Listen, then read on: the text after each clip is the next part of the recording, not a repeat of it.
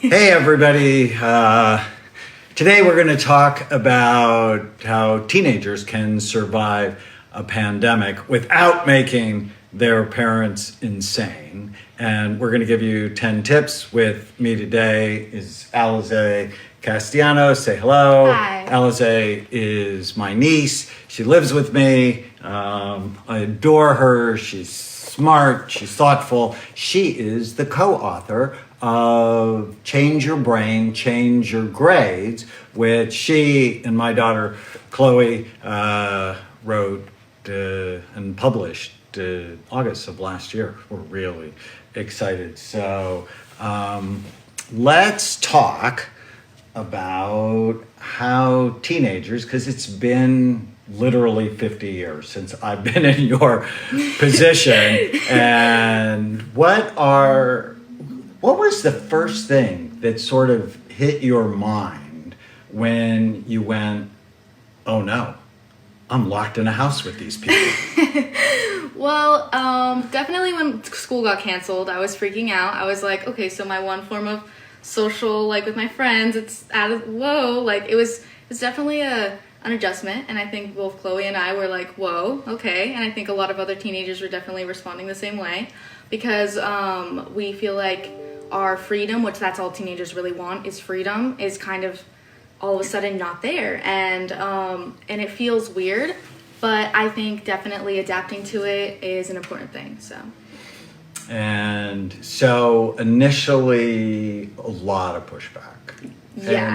And that's normal because, as you said, the tasks of adolescence are independence, freedom, and identity. Who am I separate from these old people?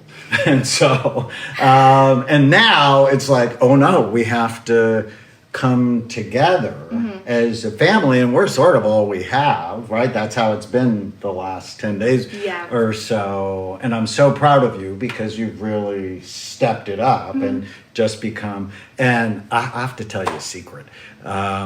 I sort of like the pandemic in the sense that we've had more time, more quality time. You certainly had more quality time with Tana and cooking and helping to organize the house. So in that way, it's been a huge blessing. What parents don't know is we've now had 2 generations of 2-parent working families. And so family time with the kids, sort of, it's just been nonstop stress for a lot of families. So we promised you 10 tips, and Alize has been working on that. What's tip number 1?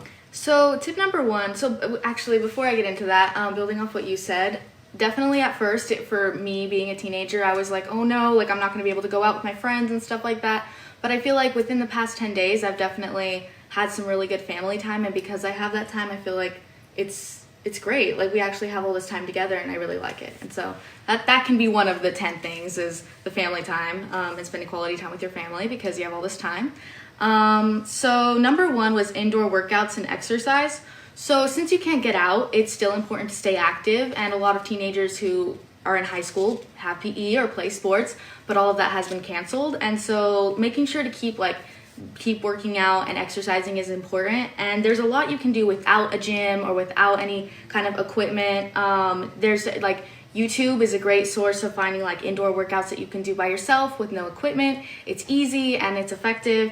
And my personal favorite YouTuber that makes these kind of workout videos is Pamela Reif. She's super helpful, and they're paced out, and I feel sore afterwards, and so that's a good thing. So you know that you're working these muscles. Yeah. And when you work out, what a lot of people don't know is exercise, in some studies, has been shown to be as effective as antidepressant medication. So if you find you're really locking horns with, excuse me, your parents or your kids get exercising. And a lot of times, I mean, you can go out, just keep the social distance thing going on, because, you know, if I really have to talk to one of the kids, in my mind, I'm like, let's go for a walk. And don't say anything for about 10 minutes. But exercise increases serotonin in the brain and actually helps people be more flexible and happier. Yeah. What's definitely. number 2? Well, I feel like working out is super important, and getting that blood flow in your brain is super important, because a lot of teenagers naturally were like, oh, we have all this time off, I'm just gonna go into a slump and stay in my room or be on my phone and watch TikToks and stuff like that. And definitely I feel like naturally that's where we want to go, that's what we want to do, but it's important to keep a routine and trying not to stay up too late trying to work out, because it's good for you, and we have all this time, and you can easily fall into that kind of lazy kind of area, you know what I mean? Well, and one of the other things you and I talked about is sleep, and how sleep is so important. Now, there's some people that are larks, they're morning people, and there's some people, and I would think of you as a night owl, that you just do better at night. And unfortunately, our society discriminates against night owls, especially when you're in school and people who have early classes or 0 periods, or they have to take the bus to school and they're up at 6 when their brain still desperately wants to be asleep. So I think using this time to get good sleep, and when a teenager, allergies, sorry, not the virus, when teenagers have the opportunity to sleep in, I think that's sort of okay. Now, not to 10:30, 11 o'clock noon. No, I'm not a fan of that. But, it's one of the things you and I talk about, and how happy I am you can sleep in during this time. Because a lot of teenagers don't know growth hormone, how tall you get, it works when you're asleep. And kids who get just an hour less sleep than their peers have a higher incidence of depression and suicide. So sleep's really important. Yes, rest is very important. So number 2 is reading. With all this time, it's important to keep that going. And honestly, I've gotten to read some books that I've been wanting to read but just haven't had the time, and it's definitely a good time to do that. And you read a book I recommended to you, It Didn't Start With You, which is about ancestral trauma.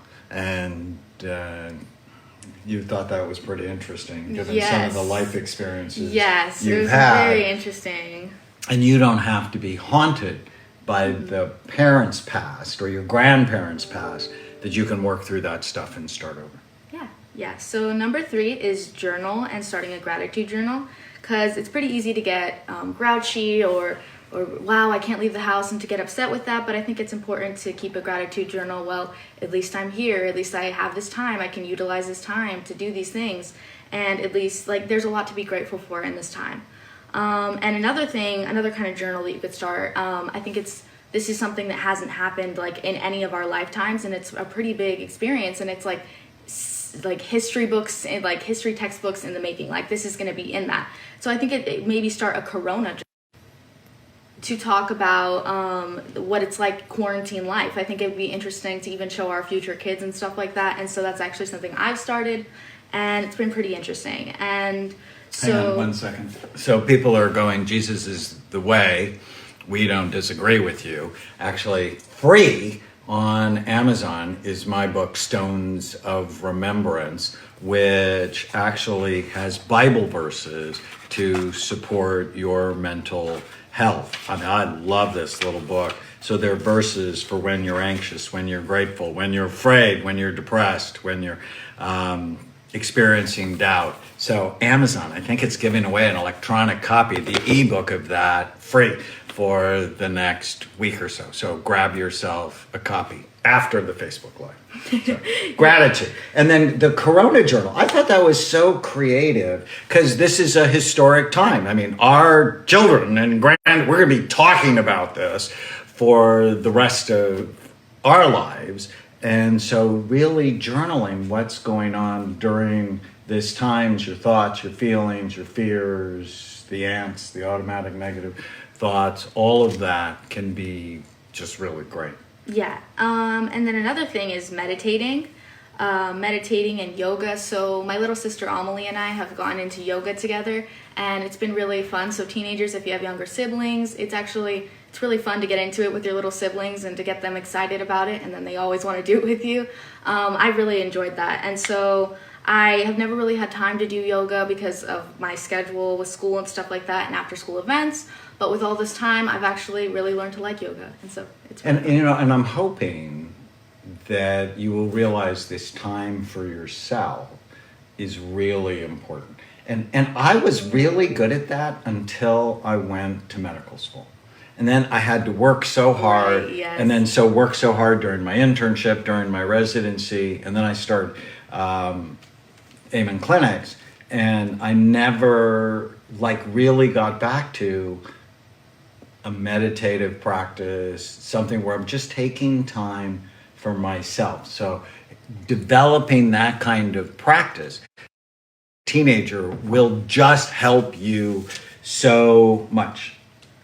So starting a project, I think that, I mean, at least for me, like back to what you said, not having the time for those kinds of things, I feel like starting a project is something that can keep you busy, and it's something that you usually wouldn't be able to do. And so whether that be, oh, I'm going to clean out this closet that I've not cleaned out in 20 years, or, oh, I'm going to finally get to this, like whatever that, oh, I'll get to it one day, like maybe starting that now because you have all of this time. I feel like that's important. And you guys have been doing that. You've been helping Tana clean out the cabinets and no, it's just really helpful. Yeah, and this is an important time, I think, like for teens. I mean, I don't know, I can't speak for everybody, but for me, having this time for self-care has been really important for me, because it's like you said, when you're busy, it's not always easy to fit those things and those practices into that time. But I think that this has been a good mental health break or a brain break for me, and if you think of it that way, then you can use it that way. I think so.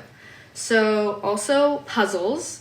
So we started a 500-piece puzzle 3 days ago, Amelie, Tana, and I, and we feel very accomplished after finishing it. So the name of the book is Stones of Remembrance, that you can get. Also, Alize and I wrote Change Your Brain, Change Your Grades with my daughter Chloe. So puzzles, you guys are still working on that. Yes. The problem in this house is the cat, Miso. He likes on the puzzle and he's not listening. It's just sort of irritating. Yeah, no, he's a troublemaker. He's a big time troublemaker. Setting personal goals. So that goes along with starting a project or doing something that doing something that you wouldn't be able to do usually. Setting goals, whether it be, okay, I'm going to work out every other day, or I'm going to start eating healthier. Like, this is a good time, since you have this period of time to set those goals and accomplish them. And overall, I feel like they help you feel better about yourself afterwards. So important. I start with every single patient I see, what do you want? What do you want in your relationships, your work, your money, your physical, emotional, and spiritual health? What do you want? And then it's like, does your behavior get you what you want? So that's how I start with addicts, with my patients that are depressed or have trauma. What do you want? Now, we're going to look and optimize your brain, because we do that, but you also have to program your brain. When you tell your brain what you want, it's just such an amazing organ, it will help you get it. But if you never tell it, like you want to have a good relationship with me, thank you. You want to have a good relationship with your sister, with Tana and Chloe. And it's like, when I say this, does it get me what I want? If I do this, does it get me what I want? I so wish when I was 15, people would have asked me that question and made me define, well, what do I want in each of those major areas of my life? Relationships, work, money, physical, emotional, spiritual health. What do you want? And then your behavior becomes goal driven. And odds are you're like Alize or me, you want good things. You want good relationships. You want to do well in school. You want to give yourself options you want to get into, or get a good job, or be able to support your family. And so, does it fit? So I ask myself and my kids and my patients all the time, does your behavior fit the goals you want? But if you don't know your goals, you just sort of act in a random way, which you've seen from some of your friends. Yes, yes. So it's aligning your behavior with what you want. It's aligning your goals with your behavior. See, I love this comment. I'm losing weight, yes, restructuring my thinking, realizing I'm important, telling my brain. I love that. From Dana Elizabeth. People can get healthy during a pandemic, or you can get freaked out, right? I mean, just turn choice. off There's definitely CNN and choice. Fox. No news, like maybe 20 minutes, 2 or 3 times a day. That's it. Otherwise, the news will freak you out, and they're doing it on purpose. It's They're very doing easy to freak it yourself so out. that you will watch, so they will get advertising dollars. Stop it. Very easy to freak yourself out. And another thing that you say, does it fit? But also, then what? So the then what thinking. Before you're doing something, it's like, okay, if I do this, what is going to happen? That forethought, and does this really align with my goals? That's another thing that I'm always hearing. Like, we hear that constantly. And so now it's definitely, I have little Daniel on my shoulder all of the time. Okay, so then what? Then if what? I do this, then what happens? Yes, If I say exactly. this, then what happens? And does this fit? Does this it fit? Yes. Yeah. He's always on my shoulder telling me that. So, Yeah. and it's a good thing. It is. And so then another thing is learning new skills. So Amelie, my little sister, has recently been trying to learn the piano. And so whatever skill you want to learn, I feel like this is a good time to do that. And those are brain healthy kind of things that you can do, like learn how to play the piano, maybe try to attempt to learn a new language, whatever it may be. Now's a good time to do that. And there's great apps to be, I mean, this is just such a special time in history where technology is helping us keep connected with you. And there are just so many ways to learn new things. Stop vegging, or your brain will become like a vegetable. Very bad. We hope that you enjoyed this live chat. Will you come and do more with me? Of course. I love that. All right. Take care, everybody. Leave us comments and questions below. You can also join Tana and I for our podcast, Brain Warriors Way Podcast.com, Brain Warriors Way Podcast.com. We have over 600 of them. You want to get healthy. Become part of our Brain Warrior community. Also, Amen Clinics, our 8 clinics across the country, we're open. We're doing evaluations because of what's going on. We're doing a lot of telehealth, but we can evaluate you, even treat you over the phone or video conference. So, amenclinics.com. See you soon.